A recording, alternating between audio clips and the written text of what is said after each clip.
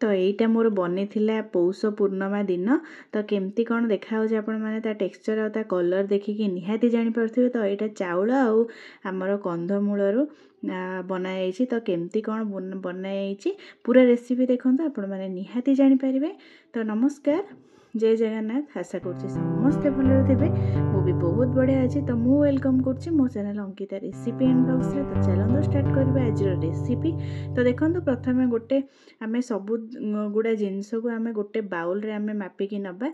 जेहेतु आम यहाँ पूरा बिल्कुल चाउल बटा नुह, आम यहाँ चाउल चूना रे बनइबा। तो से बोली मुझे नहीं चाउल चूना 2 बाउल। चाउल चूना 2 बाउल पे मु नेली 4 बाउल पानी। अल्प टेस्ट अनुसार आम लुण नबा, अल्प टेस्ट अनुसार आम चीनी नबा। तापर आम गुजराती गोलमरीच गुंड को देदेबा। तापर आम अदा कोरिकी नबा, अल्प टिके अदा कोरिकी आम नहीं जिबा तार टेस्ट पाइका। तापर देखो ये आम जेहेतु चाउल चूना बनइबा ता संगे आम कंधमूल को मु अलग जगह सिझाई बसई नहीं।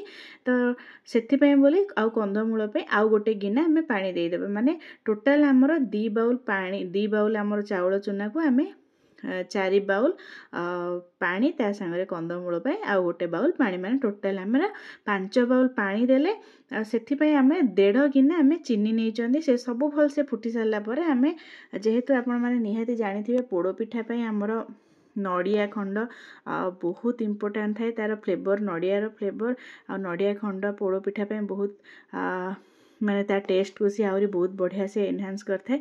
तो से बोली आम नड़िया खंड नेले आपन चाहिए ये ड्राई फ्रुट्स दे पारे। मु देनी देखो अल्प चाउल चूना को मु प्रथमे माने अल्प पानी रे ताकू गोळेई देली। जेहेतु आम जदि आम खाली पानी रे चाउल चूना गुड़ा देवा सी गेटी हो माने संभावना रहिबो।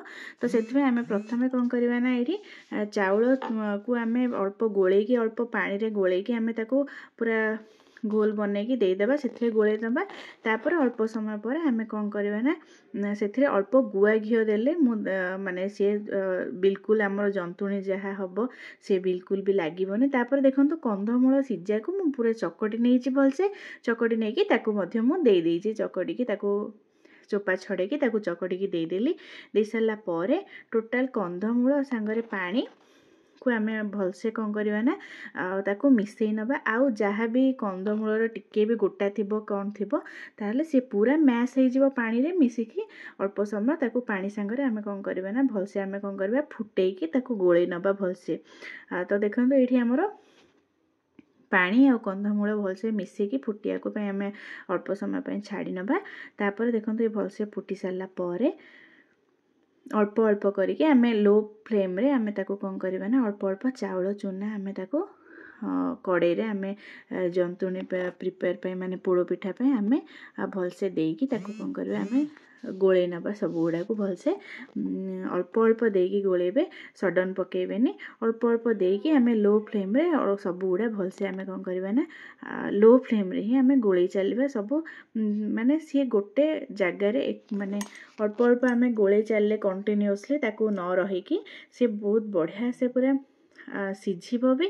ता संगे से कौन हम बहुत माने पूरा टोटाल सी आउ गेटी न होइकी सी माने बढ़िया से जंतुणी सी भलसे मिसिकी माने प्रिपेयर हो जाए आमर गोटे बढ़िया जंतुणी माने पोड़ पिठा पाई। तो देखो आम अल्प समय पर एमती गोले नबा। गोले सारा पर आम आपण मैंने भी देखिपे मोर कड़े भलसे सब गुड़ा माने कड़े छाड़ी गलानी। माने आम यू जानी नबा जे आमर पोड़ पिठा जंतुणी पूरा प्रिपेयर हो सारी। तो ये देखो पोड़ पिठा पोड़ापी मु कौन कली ना अल्प कदली पत्र को एमती खंड खंड करिकी ताको टिके मु गैस आंचरे देखई दूची। नहले सी आमे ताको जदी न देखई आमे ताको जदी रखीदबा ना सी सांगे सांगे कौन हम ना पूरा पूरी फाटीजीव पत्र। तो न फाटिया आम अल्प अल्प करके गैस देखी आम एमती रखीदे टिके अधिका पत्र देवा एमती 2-3टा पत्र को देखो भलसे पोड़ीकी देदेली। तापर अल्प गुआ घी को मुझे कौन कली चारिपटर ताको गुआ घी रे आम कौन करवा टिके लगेदेवा गुआ घी चारिपटे माने तार फ्लेवर बहुत बढ़िया रहिबो। तार माने पोड़ पिठार गुआ घी स्मेलटा तो बहुत बढ़िया रहिबो। तापर पिठा भी छाड़िबो से माने बिल्कुल लागिबोनी भी। एमती तो कदली पत्र आम देइचंदी से लागिबोनी किंतु गुआ घी देले से बहुत बढ़िया से टिके चॉकलेट कलर जमती थाए बिल्कुल कला कलर न पोड़ी माने पूरा बढ़िया से पोड़ी जीव आपण माने सिझिला परे मोर पिठा देखि परिबे। तो देखंतु आपण तापरे कोन करिवे ना आपणको पसंदर ड्राई फ्रूट्स आपण माने नै परिबे। मु अल्प दुटा काजू नेइछि मझे गोटे चेरी नेइछि तापरे अल्प नोडिया कोरा को भी मु चारि साइड दे देइछि। तापरे मु कोन करिवे ना ऊपर भी आमे कोन करिवे गोटे कदली पत्र एमती देई देबा जेमती कि से पिठा ऊपर भी सिझिबो माने तार गैस लीक न होकि से गैस से भितर रही पिठा बहुत बढ़िया से सिझीज। तापर देखो आम ढांकुणी देदेबा देके गोटे बहुत गोटे भारी जिनस को आम कौन करवा ये भारी जिनस को रखी नवा। भारी जिनस को रखी सारा पाखापाखि गोटे 50 to 55 मिनट्स आम ताको सिझापे स्लो आंचरे आमर जो गैस रो दीटा फ्लेम थाए गोटे छोट थाए आ गोटे बर्नर बड़ बर्नर थाए। तो आम छोट बर्नर पाखापाखि 50 to 55 मिनट्स आम सिझापे छाड़देवा। छाड़ी सारापर देखो मुझे कौन कली गोटे कड़े नेली कड़े को पिठा को उल्टे देली उल्टे सारापर से सेमती 20 मिनट स्लो फ्लेम रे ही सेमती आम छाड़ी नवा सिझापे। फास्ट आम 50 to 55 नवा तापर आम 15 to 20 मिनट्स नवा। तो देखो पिठा आमर बहुत बढ़िया से सिझी जाइए। आपण मैंने टेंशन नेबेनी सी जेहेतु सी गरम गरम पूरा सॉफ्ट थी माने कंचा जमती थाए आपण हाथ को लगे जे आपण मैंने कंचा अच्छी मोर सिझिनी किंतु सिझी जाइए। ठंडा है आपण मैंने निहाती जानीपारे। तो एतिक ही समय ने पोड़ापी अधिका देवेनि कहीं अधिका जदि आम देवा पिठा बहुत पोड़ीज ठंडा है तो सी बहुत टाण हो सफ्टनेसटा पिठा रही बास जमती कि मुझे कहली 50 to 55 मिनट्स फास्ट टाइम तापर सेकेंड टाइम आपन जदि पोड़ुचंती ताहले 15 to 20 मिनट्स ही पोड़े अधिका समय पोड़े। तो देखिपे मोर क्रीमी टाइप रो बहुत बढ़िया से पोड़ी पूरा भी कौ जगह पोड़ी जाइनी। तो बहुत बढ़िया से मोर पिठा भी पूरा सिझी जाइए।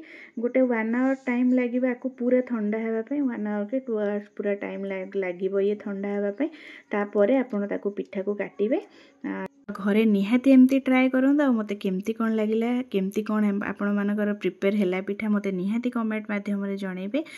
तो भल लागिथिले लाइक शेयर सब्सक्राइब करिया पे जम्मा भी भूलिबेनी। पुणी देखा आ गोटे नेक्स्ट वीडियो रे रहिली। नमस्कार जय जगन्नाथ।